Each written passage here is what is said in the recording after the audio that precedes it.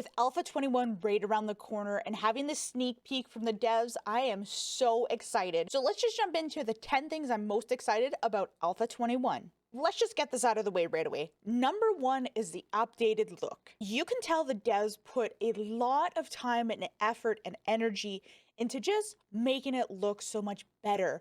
They have, updated vending machines, the artwork, new lore, traders are being updated.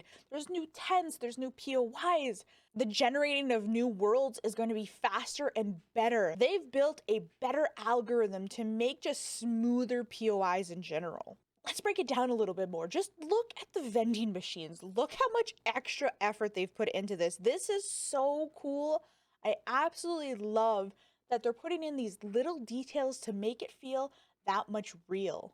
Adding in the new artwork is also allowing them to tell new lore. The traders look absolutely incredible, and we're going to talk more about the traders, but just talking about the look right now, look at how they revamped what the traders look like, giving them each their own unique space. So when you go to a trader's location, you know who you're going to see. Number two, let's stick with the topic of traders right now, and let's talk about the fact that they let it slip that there's now going to be tier 6s. Before there used to be 1 through 5, and that was it. So now they have even more tasks that you can get done, which I'm really excited about. And to add to all that, each tier is now going to have what they call an infestation task.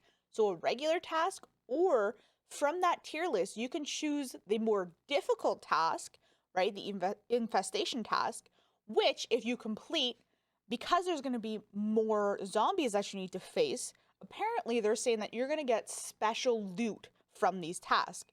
The rewards are going to be even better, but just beware, they are going to be a lot more difficult. As a quick side note, they mentioned that you were able to break the boxes inside the traders to get like seeds and things like that. So I'm wondering if now there's certain items you can actually break in a trader's area.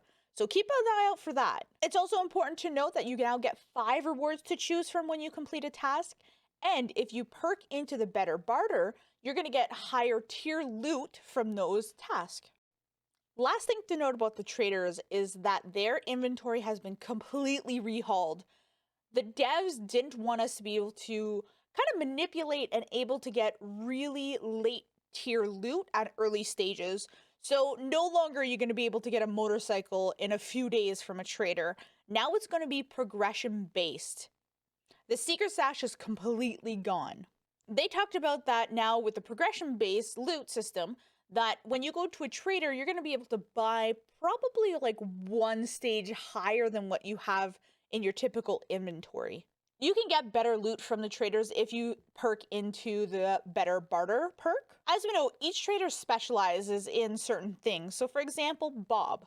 Bob focuses a lot on car parts and vehicles. So when you go and purchase something at, Trader Bob's, he's going to have more vehicle parts available for you. On the flip side of that, if you go and trade with Trader Jen, she's going to have more meds for you. Number 3, let's talk about the crazy new POIs that they're incorporating. Just looking at some of the things that they are showing us, it is absolutely beautiful what they've done. The new prison looks amazing. The fact that they also added hazards and that you need to kind of solve a little puzzle, in order to go around those hazards is such a cool, unique aspect to the game. And I love that they're thinking about this. I love this example that they showed where they went into the morgue and there was a flame trap and he tried to walk through it and he was absolutely going to be unalived if he didn't go into God mode. So I like that, they're making us think outside the box. They're making us look for things, or for the people that just want to zoom through things, just bring in your special equipment and just make things go boom.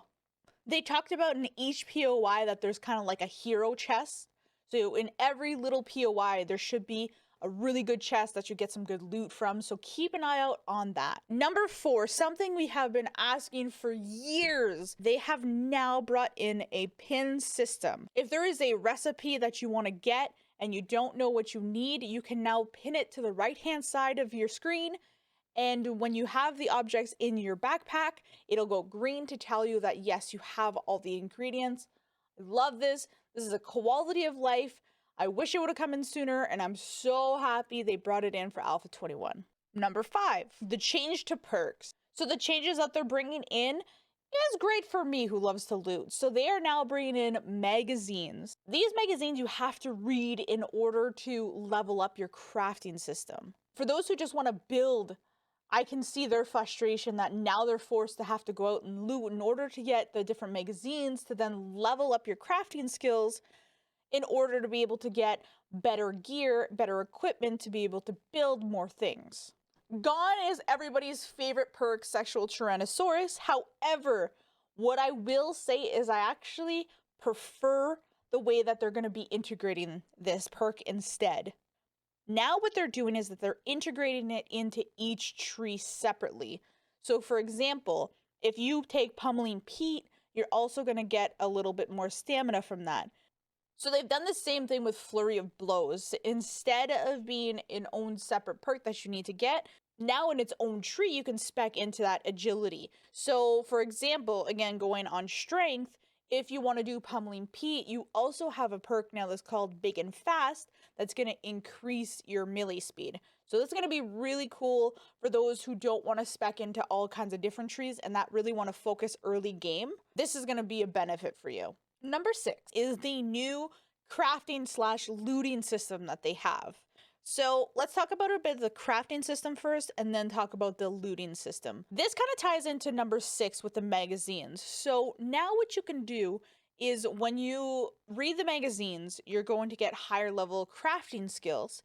The new crafting system allows you to choose what quality of item you want. So for example, if you've read all the magazines for Stone Axe, you're able to craft a Stone Axe between 1 to level 5. After that, you go to an Iron Pickaxe. So here what they say is that instead of crafting a level 5 axe, what you can do is you don't have enough resources, that's okay. Instead, drop it down to a level 3 axe, and then you're not using as much resources, but you're also not getting the best tier that you can.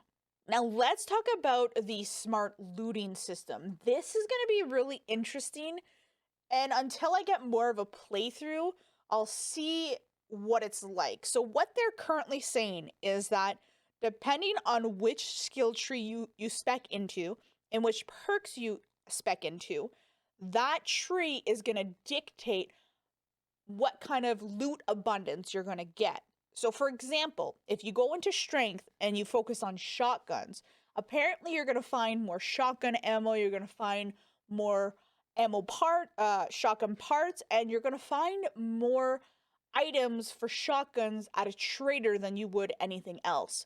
Now they're saying that you're still going to be able to find, parts of other weapons or other kind of ammo and other things related to every other perk. However, that it's going to be a smart looting system where it's going to be more abundant for you. Now, this is going to be cool if you're really just going for one build, but the downfall of that, so for example, for me, is that I typically go strength and then I spec into later on into fortitude so I can focus on machine gunner. What I liked about the previous build is that I would be able to find 726 ammo all over the place. So my fear is that I'm going to first spec into strength, which is going to give me more shotgun ammo, and I'm going to be running out of my AR ammo. So we'll see how that goes, but I like it for those who are going to have like a certain build that they want, so they're going to get more parts for that. I do think that's cool because, let's be real, I don't like going into intelligence, I don't like doing stun batons, but I find those stupid things all the time. Number 7. Number 7 is a small change, but it is a quality of life change. From now on, anytime that you loot a bag or a bird's nest and it's empty, it's actually just going to disappear. It's going to pop open and you're no longer going to be able to loot that bag anymore. This just means that you're not going to circle back 17 times to the same garbage bag wondering if you've already looted that or the bird's nest. I hope I'm understanding this correctly, but it also seems like anytime you're looting a container such as a stove or a fridge, a dresser, that it looks like once you've opened it and completely looted it, it seems like it's going to change from a regular looting option to then an open look, so you can't actually loot it anymore. They briefly touched on this, and I'm curious to know more about it. Am I going to be able to put items back into it to make it a closed fridge afterwards, or is it now just constantly going to be an open fridge and I won't be able to access it anymore?